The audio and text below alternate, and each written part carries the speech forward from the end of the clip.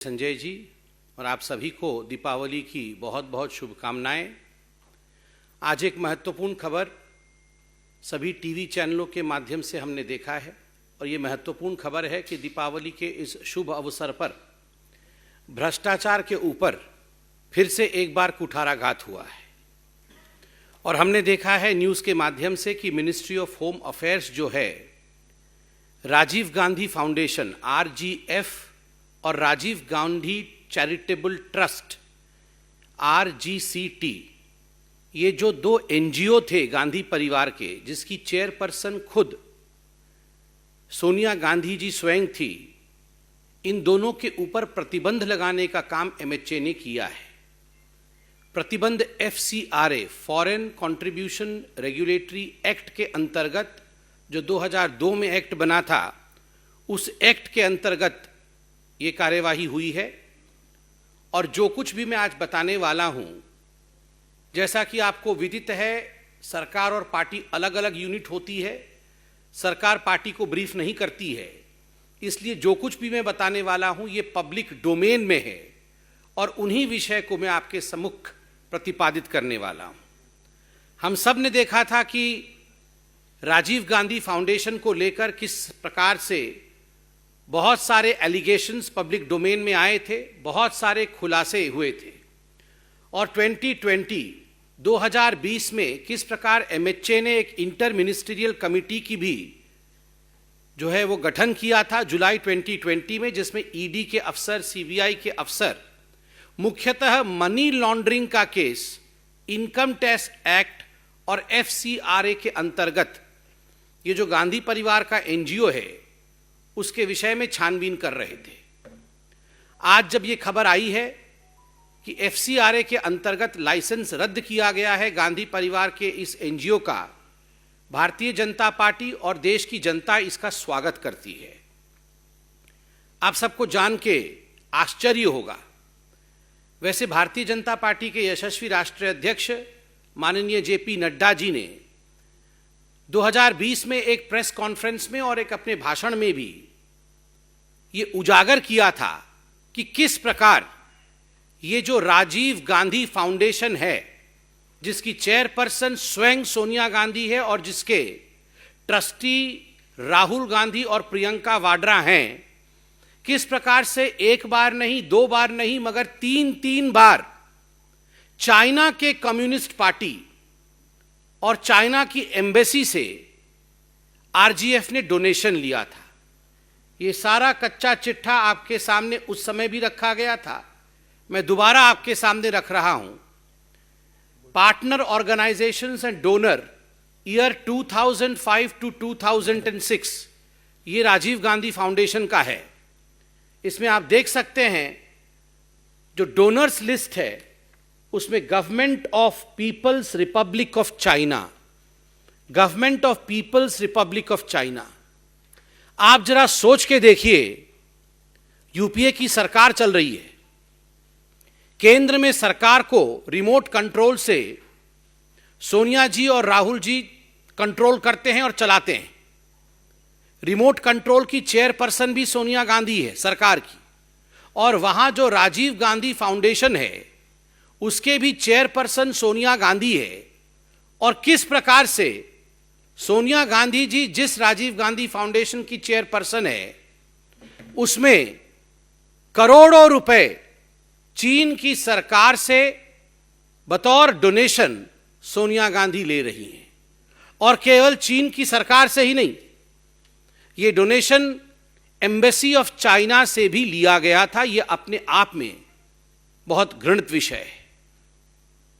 रह रहकर राहुल गांधी जी ने चीन के ऊपर बहुत सारे सवाल पूछे थे, मगर भारतीय जनता पार्टी ने भी जवाब दिया था कि जब चीन और भारत के बीच में स्टैंड ऑफ हुआ था डोकलाम का, तो उस समय चीनी तंबू के नीचे, चाइनीज टेंट के नीचे जिस प्रकार से पूरा का पूरा गांधी कुनबा पकड़ा गया था, रंगे हाथ पकड़ा गया था, ये हम सब ने देखा था। तो आज देश की जनता धन्यवाद देती है कि जो अध्यक्षा, उस समय वो कांग्रेस की अध्यक्षा भी थी सोनिया गांधी, और जो NGO की अध्यक्षा चीन से पैसा लेती थी, आज उस एनजीओ के ऊपर अंकुश लगाने का काम इस सरकार ने किया है। उस समय भी भारतीय जनता पार्टी ने कांग्रेस से सवाल पूछा था कि आखिरकार क्या कारण था कि जब बीजिंग में ओलंपिक हुआ तो पूरा का पूरा गांधी परिवार बीजिंग गया था, जिसमें रॉबर्ट वाड्रा भी शामिल थे, प्रियंका वाड्रा भी शामिल थी, राहुल गांधी भी शामिल थे, प्रियंका जी तो सोनिया जी तो थी ही। और वहां उस अवसर पर सोनिया जी की मौजूदगी में शी जिनपिंग और राहुल गांधी के बीच एक करार हुआ था, एमओयू हुआ था। उसके बाद ये डोनेशंस आए थे, तो स्वाभाविक रूप से उसका उत्तर कांग्रेस पार्टी ने तो आज तक नहीं दिया है, मगर आज अंकुश लगने का काम हुआ है। केवल इतना ही नहीं, भारतीय जनता पार्टी ने ये राजीव गांधी फाउंडेशन के एक बहुत बड़े दूसरे घोटाले का भी उजागर किया था, और वो घोटाला था, वो गड़बड़ी थी कि prime minister national relief fund जो 1948 में बना था, इस रिलीफ फंड का मुख्य उद्देश्य जो नेचुरल कैलामिटी में जो लोग पीड़ित होते हैं उन विक्टिम्स के लिए जो जनसाधारण पैसा देती है, कैसे इन विक्टिम्स को, इन पीड़ितों को सहायता मुहैया किया जाए, यह मुख्य उद्देश्य prime minister national relief fund का होता है। मगर आपको जान के दुख होगा कि एक बहुत बड़ा इसकी जो रकम है, यह रकम राजीव गांधी फाउंडेशन को भी डोनेशन और गिफ्ट के रूप में जाता था। डॉक्टर मनमोहन सिंह ने, तत्कालीन प्रधानमंत्री ने पार्लियामेंट के पटल पर खड़े होकर उस समय लगभग 100 करोड़ का एक पैकेज घोषित किया था जो राजीव गांधी फाउंडेशन को जाना था। केवल इतना ही नहीं, 7 ministries, government departments including MHA और 11 पीएसयू जो पब्लिक सेक्टर यूनिट्स थी, उन्होंने आरजीएफ को 2005 और 2013 के बीच में डोनेट किया था। यह भी फहरिस्त हम आपको दिखा सकते हैं। ये वो कंपनियां और ये वो मिनिस्ट्री हैं जिन्होंने सोनिया जी की अध्यक्षता में जो एनजीओ चल रही थी, उस एनजीओ को पैसा देने का काम किया था। आप देख सकते हैं पीएसयू में LIC, SAIL, GAIL, Oil India Limited, Oriental Bank of Commerce, SBI, Bank of Maharashtra, Housing and Urban Development Corporation Limited, हुडको, ONGC, Steel Authority of India limited.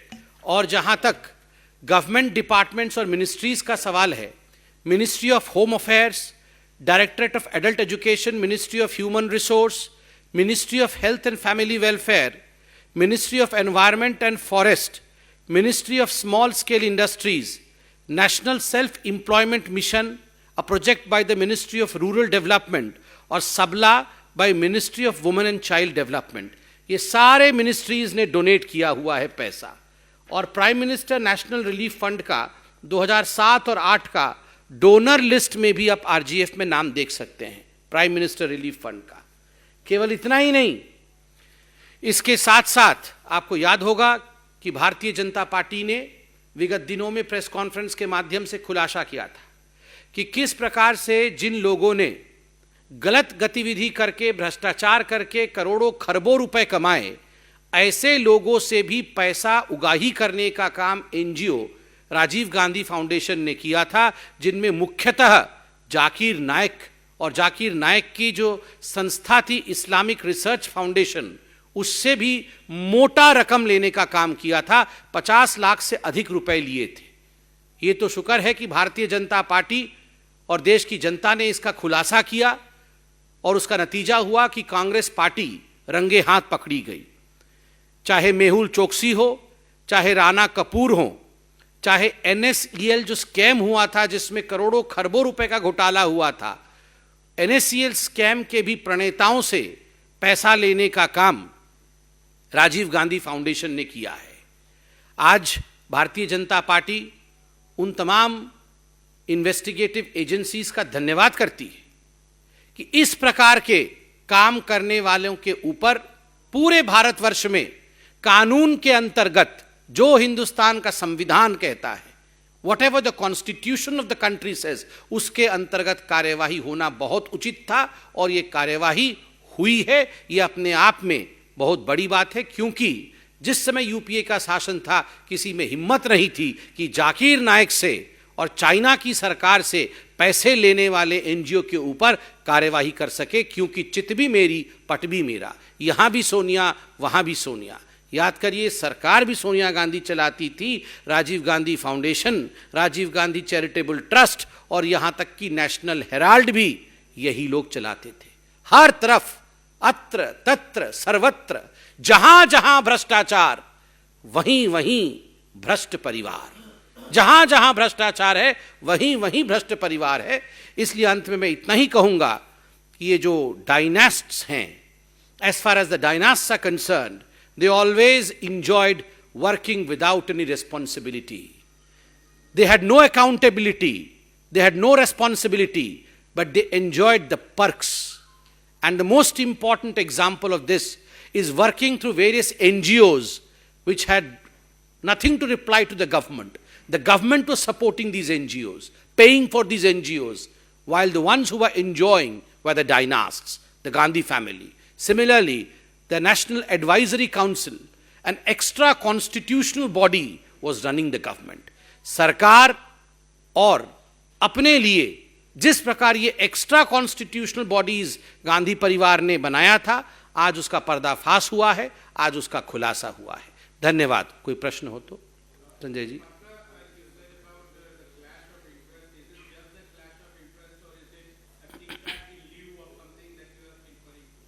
See, as far as our press conference is concerned, we were very particular in the beginning that whatever I speak today, I don't extract from any of the investigative agencies nor from the government, because the government does not report these sensitive matters to the party. Whatever I say today is in the public domain. And if you would remember, when we had held press conference back in 2020 or 2021, we had a demand that these should be investigated. And if there is a wrongdoing, then the license will be suspended. Today the license has been suspended. I believe Bharatiya Janata Party stands validated, vindicated, and we thank for the same. हाँ, इसके अलावा आप इसी विषय पे तो पूछे।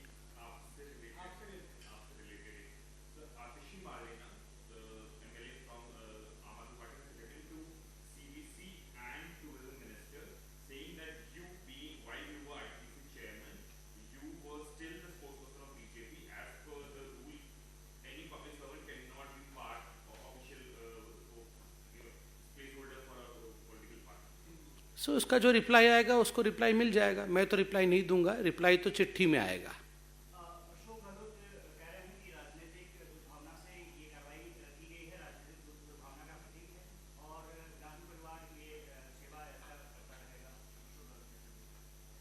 अशोक गहलोत क्या कह रहे हैं?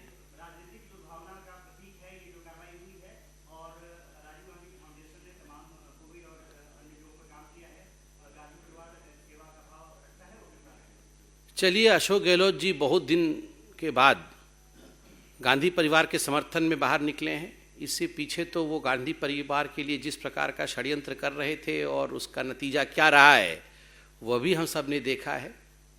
मगर कानून सबके लिए एक है। गांधी परिवार और गांधी परिवार द्वारा चालित एनजीओ कभी भी कानून से बढ़कर नहीं हो सकती है। कुंदन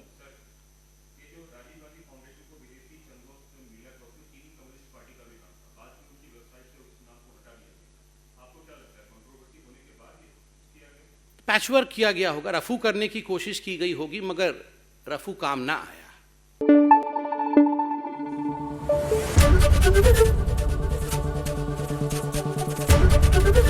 एबीपी न्यूज आपको रखे आगे।